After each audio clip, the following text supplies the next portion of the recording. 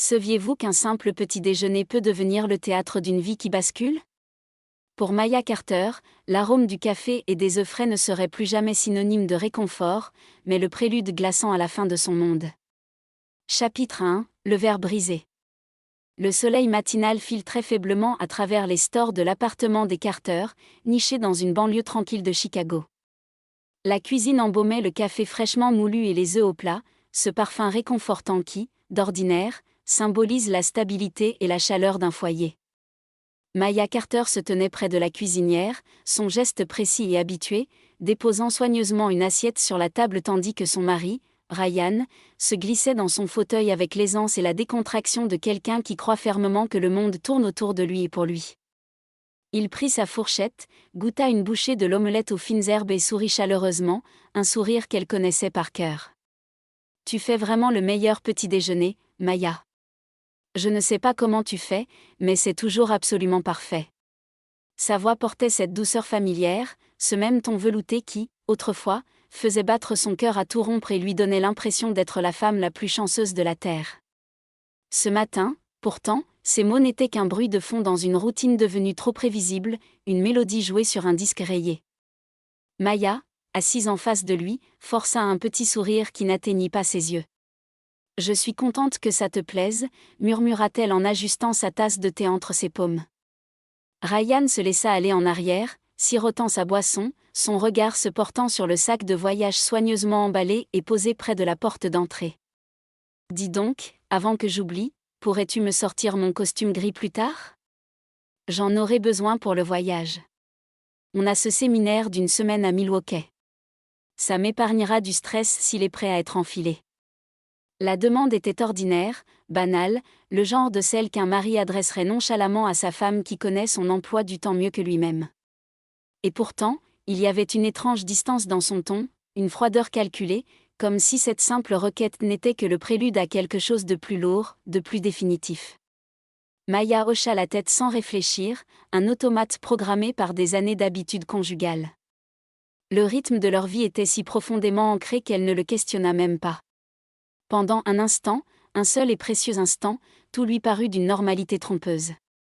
Le cliquetis des couverts contre la faïence, le ronronnement sourd d'une voiture passant dans la rue, le léger bourdonnement du téléphone de Ryan posé sur le comptoir en granit. Mais il posa sa fourchette avec une lenteur étudiée, s'essuya la bouche avec un calme délibéré et la regarda avec des yeux qui semblaient s'être exercés pour cet instant précis.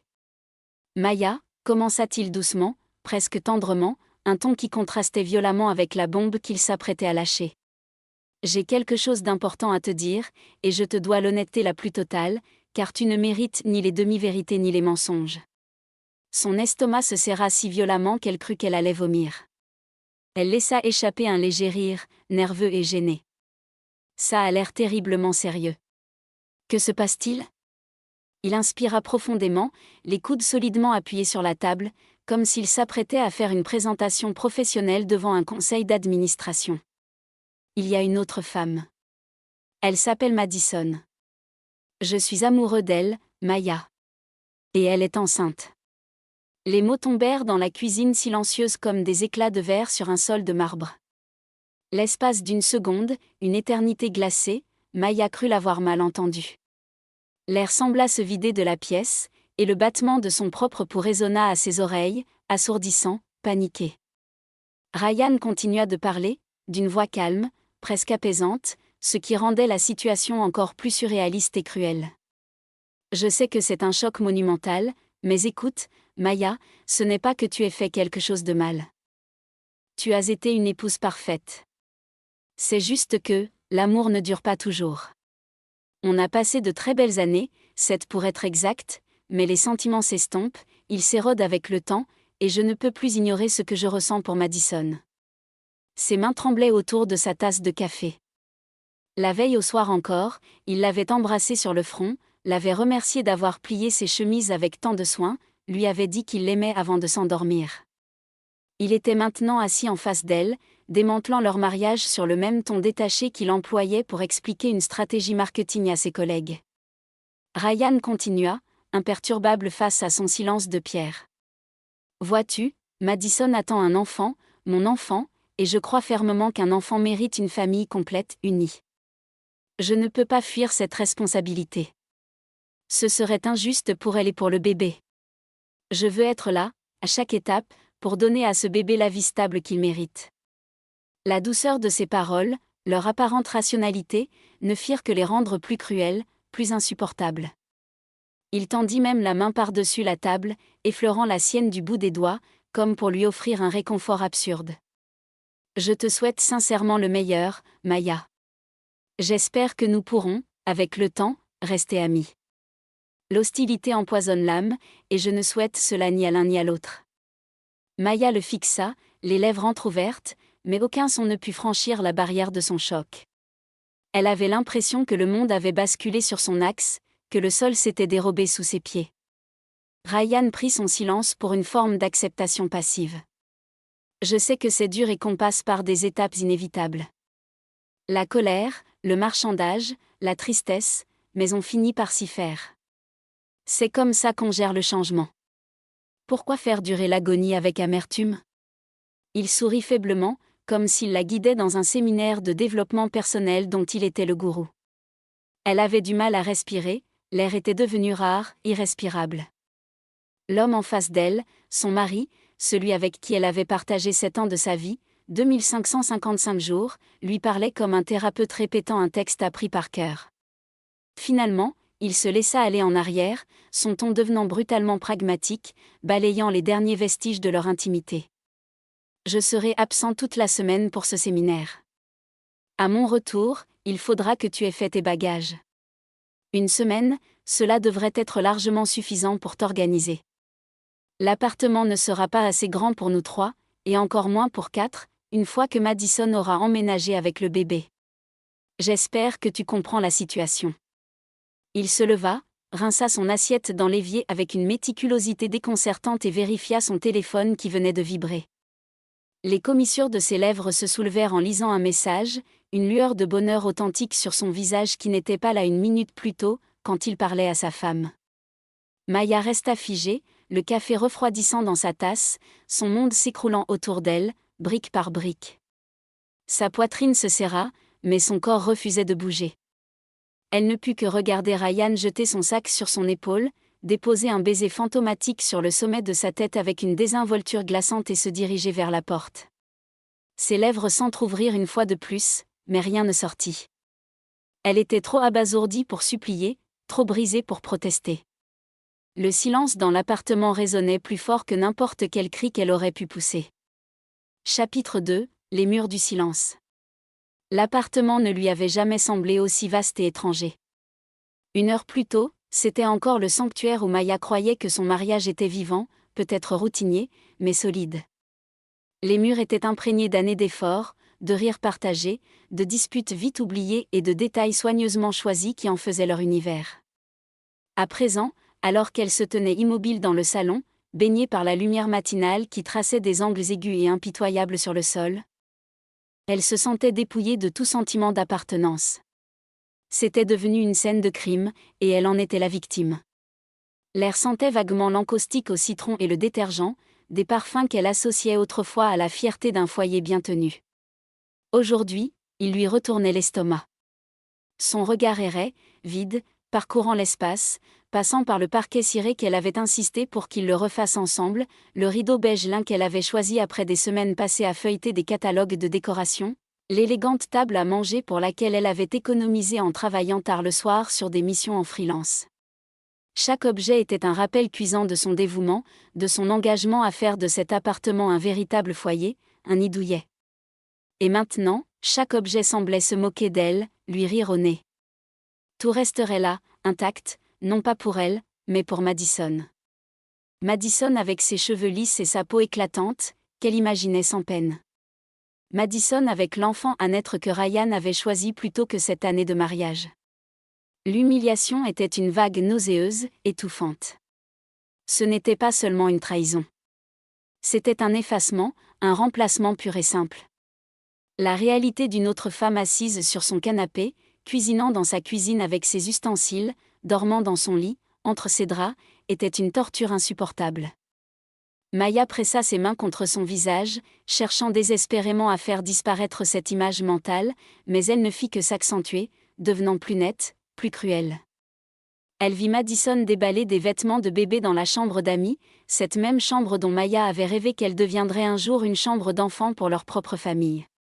Ryan se tenait fièrement à ses côtés, le protecteur, le père aimant, comme si les 7 dernières années n'avaient jamais existé. Soudain, une rage folle, vive et primitive la submergea, chassant la paralysie. Elle regarda la grande bibliothèque contre le mur, remplie de romans et d'albums photos, et, pendant un bref instant, s'imagina la démolir, arrachant des pages, éparpillant des photos jusqu'à ce que le sol soit jonché de fragments d'une vie qui n'avait plus aucune importance. Elle songea à prendre une scie dans la boîte à outils et à couper la table à manger en deux, laissant Ryan et Madison avec des moitiés déchiquetées au lieu de la pièce polie et élégante qu'elle avait choisie avec tant d'amour. Elle imagina briser les assiettes de leur service de mariage, une par une, les projetant contre les murs jusqu'à ce qu'il n'en reste que des éclats. Son souffle s'accéléra tandis que les fantasmes de destruction tourbillonnaient dans son esprit. Le désir de détruire était enivrant par son intensité, une façon désespérée de reprendre le contrôle quand tout lui avait été si brutalement arraché des mains. Mais la tempête intérieure se heurta à un mur d'épuisement total. Elle s'affala sur le canapé, agrippant l'accoudoir, le cuir froid sous ses doigts crispés, se forçant à respirer. Aussi satisfaisante que la destruction puisse paraître sur le moment, elle savait que le chaos ne ferait que la blesser davantage. Il la stigmatiserait comme la femme hystérique, irrationnelle. Cela ne ferait que conforter Ryan dans le récit auquel il semblait presque préparé, qu'elle était trop instable pour supporter la vérité. Fermant les yeux, elle murmura à voix basse, « Ne lui donne pas cette satisfaction. » Lorsqu'elle les rouvrit, l'appartement la raillait toujours, chaque objet évoquant la trahison, mais sa fureur s'était muée en une douleur sourde et profonde. Elle se leva, enfila ses chaussures d'une main maladroite et sortit. Les murs étaient trop serrés ici. Elle avait besoin d'espace pour respirer avant de suffoquer. Dehors, l'air de la fin de matinée portait le bourdonnement familier de la ville. Des voitures passaient dans la rue, des voisins portaient des sacs de courses, un rire d'enfant s'éleva au bout du pâté de maison. La vie ordinaire, dans toute sa banalité, continuait comme si son monde ne venait pas d'imploser. Maya marchait vers le parc, 2 rues plus loin. Chaque pas pesant, son corps apathique, flottant dans l'incrédulité. Le parc avait toujours été son refuge, un modeste espace vert entouré d'immeubles, avec une aire de jeu à une extrémité et un petit étang à l'autre.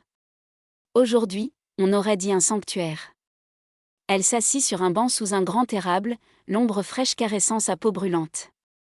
Ses mains tremblaient lorsqu'elle les serrait sur ses genoux, ses jointures étaient pâles. Elle se concentra sur les mouvements simples qui l'entouraient, une femme faisant son jogging avec des écouteurs, un homme lançant une balle à son chien, des tout petits trébuchant dans l'herbe, leur mère les suivant d'un œil attentif. La normalité. La stabilité. Elle les enviait avec une douleur si intense qu'elle en devenait physique, une pointe dans sa poitrine. Pour la première fois, elle se demanda si elle avait été aveugle, si les signes de la trahison de Ryan avaient été là depuis toujours, et si elle avait simplement choisi, par confort ou par peur, de ne pas les voir. Sa poitrine se soulevait et s'abaissait irrégulièrement tandis qu'elle tentait de se calmer. « Ne t'effondre pas ici, pensa-t-elle. Sa voix intérieure était sévère, presque maternelle, comme si elle se réprimandait pour se calmer. La fureur persistait, la tentation de détruire palpitait encore sous la surface. Mais ici, dans le parc, l'air pur et le rythme régulier de la vie luttaient contre sa panique. Elle inspira profondément, puis de nouveau, chaque respiration l'ancrant un peu plus dans le présent, aussi douloureux soit-il. La réalité n'avait pas changé. Dans une semaine, elle quitterait cet appartement. Madison prendrait sa place aux côtés de Ryan, et la vie que Maya avait construite avec tant de soin appartiendrait à quelqu'un d'autre. Mais pour l'instant, dans ce petit coin de verdure au milieu du béton de la ville, elle s'accrochait au fragile acte de respirer, de se maintenir à flot. Ce n'était pas de la force, pas encore. C'était de la survie. Chapitre 3, une main tendue. Quand Maya revint à la résidence, le soleil avait atteint le sommet des immeubles, sa lumière trop vive, presque agressive pour ses yeux fatigués. Elle gravit l'étroit escalier jusqu'à son étage, le pas traînant, le corps creux d'un épuisement qui n'était pas seulement physique, mais aussi émotionnel. Chaque recoin du couloir semblait la serrer, lui rappelant ce qu'elle avait perdu. Arrivée à sa porte, la porte de son ancien chez elle, elle s'arrêta, incapable de se forcer à tourner la clé dans la serrure. L'idée de se retrouver à nouveau seule dans ses pièces, qui appartenaient déjà à quelqu'un d'autre dans l'esprit de Ryan, lui était insupportable. C'est alors qu'elle entendit la porte d'en face grincer. Madame Eleanor Brox, sa voisine âgée, entra dans le couloir. Elle portait un petit panier de linge fraîchement plié contre sa hanche, ses mouvements lents mais assurés. Eleanor avait la soixantaine bien passée, ses cheveux blancs étaient soigneusement coiffés en un chignon élégant et son regard, toujours vif et perçant malgré son âge, remarqua immédiatement la posture affaissée de Maya, appuyée lourdement contre l'encadrement de la porte. « Ma chérie », dit doucement Eleanor en posant son panier sur une petite chaise près de sa porte. « On dirait que tu as vu un fantôme.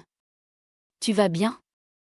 Maya déglutit difficilement, forçant un mince sourire qui se brisa aussitôt. « Je vais bien », murmura-t-elle, mais sa voix se cassa sous le poids du mensonge. Eleanor l'observa un long moment, son expression à la fois patiente et inflexible, capable de voir au-delà des faux-semblants. « Tu n'as pas l'air d'aller bien du tout. Pourquoi ne viendrais-tu pas prendre le thé ? J'en ai justement sur le feu. » Maya hésita, partagée entre le désir de s'isoler dans sa douleur et la peur panique de la solitude. L'idée de retourner seule dans son appartement silencieux lui suffoquait.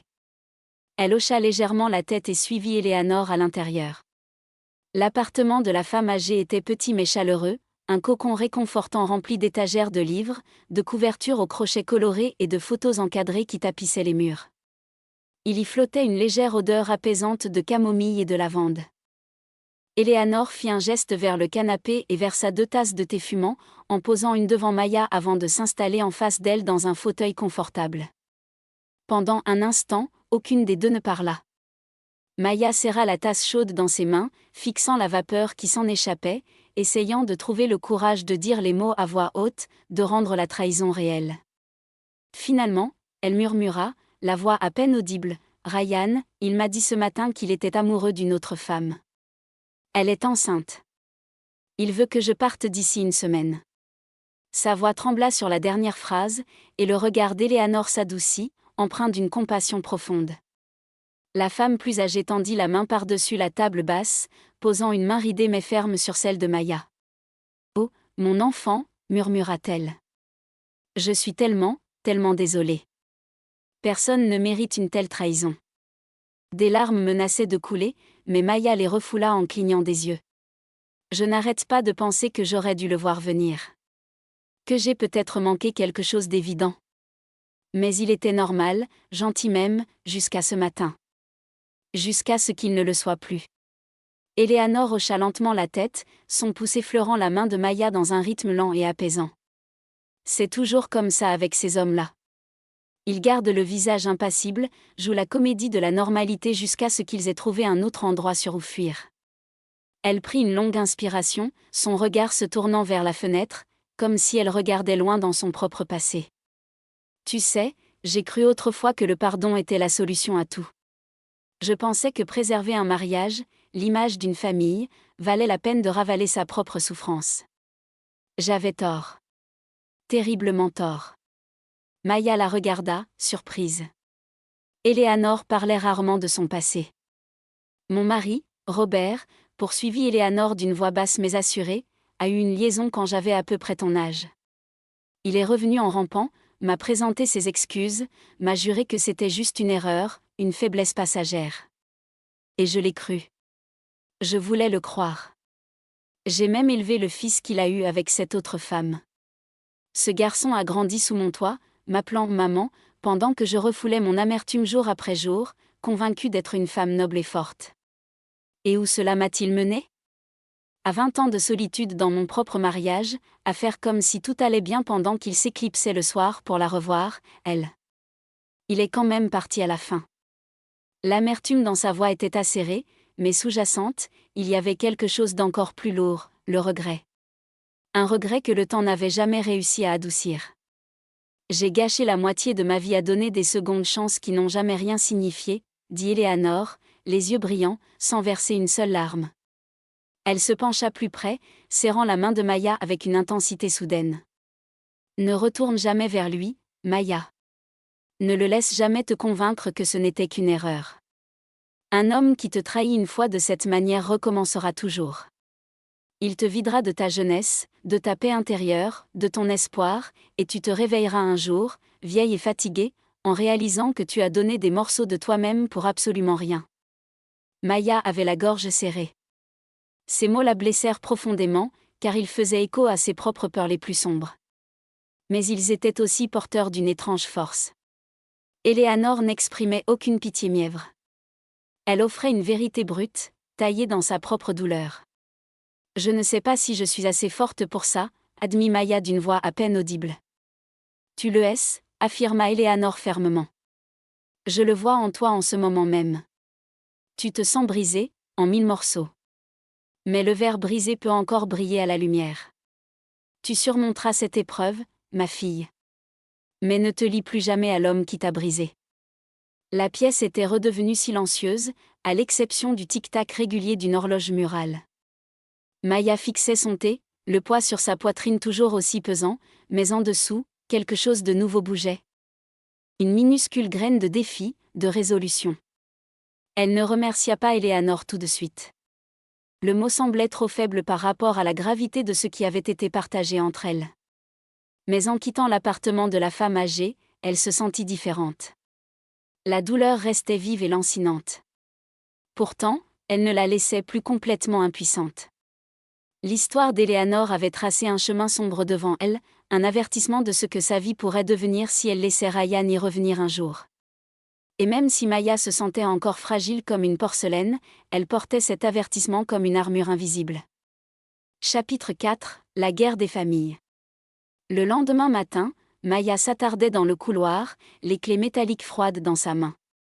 Elle avait à peine dormi, son corps agité, son esprit ruminant les paroles de Ryan jusqu'à ce qu'elles se fondent en un bruit blanc insupportable. Elle essayait de se convaincre que ce n'était qu'un cauchemar, que le monde qu'elle avait construit n'avait pas été détruit par une seule conversation matinale. Mais lorsqu'elle ouvrit la boîte aux lettres, la réalité l'attendait, cruelle et administrative. À l'intérieur se trouvait une grande enveloppe en papier craft, plus lourde que des factures ou des publicités habituelles. Ses doigts tremblaient lorsqu'elle la fit glisser et brisa le sceau. L'entête officielle du tribunal de circuit du comté de Cook la fixait. Elle parcourut les premières lignes, la vue brouillée par des larmes imminentes, jusqu'à ce que les mots deviennent douloureusement clairs, demande de dissolution du mariage. Ses genoux faillirent céder. Elle s'agrippa au bord de la boîte aux lettres pour ne pas tomber, inspirant avec difficulté. Ryan n'avait pas bluffé. Il ne parlait pas sous le coup de la colère. Il avait déjà déposé sa plainte. Le choix avait été fait bien avant qu'il n'avoue. Elle tituba en remontant l'escalier, serrant les papiers contre sa poitrine comme s'il la brûlait. Chaque page était couverte d'un langage juridique stérile et impersonnel, mais le sens était simple, brutal, la vie qu'elle avait connue était officiellement terminée. Dans le silence de son appartement, elle déposa les documents sur la table à manger, cette même table qu'elle avait imaginé fendre en deux la veille. Les mots se brouillèrent à travers ses larmes, conditions de propriété, avis de départ, signature de son avocat. Tout était si méthodique, si froid. Maya se pressa les paumes sur les yeux. L'humiliation était totale. Ryan ne lui avait même pas accordé la dignité d'une conversation, d'un compromis. Il s'était rendu au tribunal à son insu, avait réduit leur mariage à une simple paperasse et l'avait scellé d'un sceau d'avocat. Quelque chose en elle se durcit. Les fantasmes de casser de la vaisselle lui parurent soudain enfantins. Il ne restait plus rien à sauver. La seule option était de s'éloigner avant de se noyer complètement. Les mains tremblantes, elle prit son téléphone et composa le numéro de sa mère. Grace Carter répondit à la deuxième sonnerie, sa voix chaleureuse perçant le bruit parasite de la panique de Maya. « Maya, ma chérie, ça va ?» Pendant un instant, Maya resta muette. Sa gorge se serra. Puis, précipitamment, tout s'écoula, la confession, la grossesse, les papiers maintenant étalés sur sa table. Un silence profond régna à l'autre bout du fil, suivi par l'inspiration nette de sa mère. « Oh, ma chérie. J'arrive tout de suite. Reste tranquille. Mais Maya secoua la tête, même si sa mère ne la voyait pas. Non, maman. Je ne veux pas rester ici une minute de plus. Puis-je rentrer à la maison? Tu n'as même pas besoin de demander, dit Grace fermement, sa voix ne laissant place à aucune discussion. Cette maison sera toujours la tienne. Alex amènera le camion. On va t'aider à faire tes valises. Tu n'es pas seule face à ça, tu m'entends? Maya retint son souffle, le soulagement se mêlant au désespoir. Pour la première fois depuis les aveux de Ryan, elle sentit une vague lueur de sécurité. Moins d'une heure plus tard, la sonnette retentit. Son frère, Alex, se tenait là, grand et large d'épaules, l'air crispé par une colère froide. « Allons chercher tes affaires », dit-il simplement. Sans poser de questions, sans juger. Derrière lui, sa femme, Emma, lui adressa un sourire tendre, les bras déjà ouverts pour un câlin. Leur jeune fils, Ethan, apparut derrière ses jambes, serrant un camion miniature contre lui. Maya s'agenouilla pour prendre son neveu dans ses bras, pressant son visage contre ses cheveux soyeux. L'enfant rigola, inconscient de la tempête qui faisait rage. La famille s'empressa d'agir, son unité l'enveloppant comme une armure. Grace arriva avec des cartons et du ruban adhésif, la voix vive mais tendre. « Prends ce qui t'appartient, Maya. Ne laisse pas derrière toi ce pourquoi tu as travaillé. » Un à un, les objets furent rangés. Par moments, les mains de Maya se figeaient, submergées par les souvenirs. Mais alors, Alex lui retirait discrètement l'objet des mains et le rangeait dans une boîte. Puis retentirent des pas lourds dans le couloir, suivis du clic caractéristique d'une clé tournant dans la serrure. La porte s'ouvrit brusquement. C'était Hélène Carter, la mère de Ryan, sa posture rigide, son visage figé dans une mine de dégoût. Elle entra sans y être invitée, son regard perçant balayant les cartons. « Mais que se passe-t-il ici, bon sang » demanda-t-elle, sa voix tranchant la pièce. « C'est du vol. Tu crois pouvoir piller cet appartement et repartir avec tout ce que tu veux? Si tu n'arrêtes pas immédiatement, j'appelle la police. » Avant que Maya puisse parler, Alex s'avança. « Madame Carter, vous devez vous calmer. » Maya prend ses effets personnels. Elle y a parfaitement droit. Le regard d'Hélène se porta sur lui, furieux. « Ne te mêle pas de ça. Tant que le nom de Ryan figure sur ce bail, tout ce qu'il contient lui appartient. » Ce n'est pas comme ça que fonctionne la loi, et vous le savez, répliqua Alex, sa voix grave. Grace s'interposa, le ton tranchant comme l'acier. Nous ne sommes pas des voleurs. Ma fille a donné 7 ans de sa vie à votre fils. Vous ne l'intimiderez pas. Hélène laissa échapper un rire rauque. Chez elle? Ici, ce n'était jamais sa maison. Ryan a tout payé. Elle devrait être reconnaissante. Maintenant, elle le dépouille par dépit. Maya posa lentement une pile de livres, se força à se tenir droite et regarda sa belle-mère dans les yeux. Je ne prends rien qui ne soit pas à moi, Hélène. Chaque boîte ici contient des choses pour lesquelles j'ai travaillé. Je ne veux rien de Ryan. Mais je ne repartirai pas les mains vides, comme si je n'avais jamais existé ici. Ingrate, siffla Hélène. Je savais que tu n'étais pas assez forte pour mon fils. Tu te dérobes comme un rat d'un navire en perdition. Ça suffit, gronda Grace. Vous n'avez pas le droit de parler à ma fille comme ça. L'affrontement épaississait l'atmosphère. Hélène se redressa. Si Ryan était là.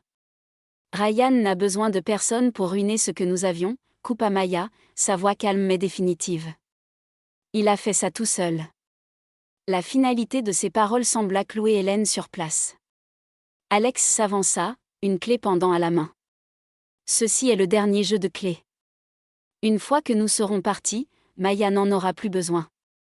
Il la posa fermement sur le comptoir. Elle en a fini ici. Le geste avait le poids de la finalité. La famille Carter rassembla les derniers cartons. Alors que Maya sortait, la porte se refermant derrière elle résonna comme un chapitre définitivement clos. La confrontation l'avait bouleversée, mais aussi étrangement allégée. Le lien était coupé. Sa vie d'avant était terminée. Chapitre 5, la lumière au bout du tunnel. La maison des Carter à Chicago était chaleureuse et accueillante, un cocon de sécurité qui contrastait violemment avec l'appartement vide et froid que Maya venait de quitter. Grace insista pour qu'elle reste aussi longtemps que nécessaire, lui préparant une chambre d'amis avec des draps propres et des fleurs fraîches sur la commode. Emma préparait des repas réconfortants qui emplissaient la maison de parfums familiers et apaisants. Alex se tenait près d'elle, silencieux mais protecteur, comme pour la protéger de tout nouveau coup que la vie pourrait lui infliger.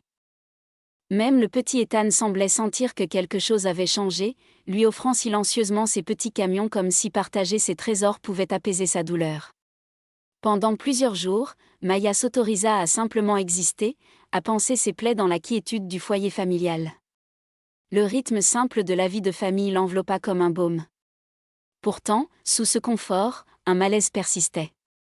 Chaque nuit, allongée dans ce lit inconnu, les yeux grands ouverts dans le noir, elle se murmurait la même pensée, « Je ne peux pas rester ici éternellement ». Ce n'était pas la fierté qui animait ce sentiment, mais une peur profonde de devenir un fardeau, de perturber l'équilibre de ce qu'elle aimait le plus au monde. Elle voulait se remettre sur pied, respirer par elle-même, sans dépendre des autres. Un soir, alors que la famille se réunissait dans la cuisine après le dîner, Emma lui servit une tasse de thé et l'observa attentivement. « Tu as été si silencieuse, Maya, dit-elle doucement. Je sais que tu souffres encore, mais peut-être qu'un changement d'air total te soulagerait. Parfois, quand on est entouré des mêmes murs, la douleur ne fait que résonner plus fort. » Maya regarda sa belle-sœur, surprise par cette douce suggestion. Elle serra la tasse chaude dans ses mains, considérant ses mots. Ils réveillèrent quelque chose en elle, une idée enfouie. C'est alors qu'elle se souvint d'une maison dans le Wisconsin. Sa défunte tante Margaret la lui avait léguée des années plus tôt, une modeste mais charmante propriété près d'une petite ville au bord d'un lac. Elle n'y avait pas pensé depuis des années. La maison était fermée, visitée seulement de temps en temps par un voisin gardien. À l'époque, cela lui avait semblé être une idée secondaire, une complication lointaine et étrangère à sa vie trépidante à Chicago avec Ryan. Mais maintenant, le souvenir de cet endroit tranquille refaisait surface comme une bouée de sauvetage inespérée. « Il y a la maison dans le Wisconsin », dit lentement Maya, testant presque l'idée à voix haute. « Celle que tante Margaret m'a laissée. » Le visage de Grace s'illumina. « Mais bien sûr. C'est une excellente idée, ma chérie. Un nouveau départ, loin de tout ça. » Alex, qui lisait les nouvelles sur sa tablette, leva les yeux. « C'est un endroit solide. J'y suis allée une fois avec papa pour vérifier la toiture. C'est calme. Tu y serais bien. » Une étincelle, la première depuis des jours, s'alluma dans le cœur de Maya. Cette nuit-là, elle ne resta pas à fixer le plafond. Elle alluma son ordinateur portable et chercha la petite ville de Blakehaven sur Internet. Des images de rues pittoresques, d'un lac scintillant et de forêts verdoyantes apparurent à l'écran. Elle trouva même l'adresse de la maison sur une carte satellite, un petit cottage bleu pâle niché au milieu d'un grand jardin envahi par la végétation, à quelques pas seulement du lac. Ce n'était pas grand-chose, mais c'était à elle. Un endroit où personne ne pouvait la chasser. Un endroit où Madison et Ryan n'existaient pas. Le lendemain matin, elle annonça sa décision à sa famille. « Je vais partir pour le Wisconsin. Je vais essayer de remettre la maison en état. Je vais y construire ma nouvelle vie. » Il n'y eut aucune hésitation, seulement un soutien unanime. Alex promit de l'aider à déménager ses affaires et à effectuer les premières réparations urgentes. Emma lui donna une liste de contacts dans la région, des amis d'amis. Grace la serra longuement dans ses bras, les larmes aux yeux, mais c'étaient des larmes de fierté. Une semaine plus tard, jour pour jour après que Ryan lui eut demandé de partir, Maya était au volant de sa voiture, suivant le camion de déménagement conduit par Alex sur l'autoroute en direction du nord. Le soleil se levait, peignant le ciel de teintes roses et dorées. Elle baissa la vitre, laissant l'air frais du matin remplir l'habitacle. Chicago et son cortège de souvenirs douloureux s'éloignaient dans son rétroviseur. Elle ne savait pas exactement ce que l'avenir lui réservait. Elle savait que le chemin serait long, que la guérison prendrait du temps, que des jours de doute et de tristesse l'attendaient encore. Mais pour la première fois depuis ce terrible matin, elle ne se sentait plus comme une victime. Elle était une survivante. En regardant la route qui s'étendait devant elle, un sentiment nouveau, fragile mais bien réel, s'empara d'elle, l'espoir. Elle ne fuyait pas sa vie passée, elle conduisait vers son avenir. Et cet avenir, elle le construirait elle-même, brique par brique, dans une petite maison bleue au bord d'un lac. Elle était enfin libre.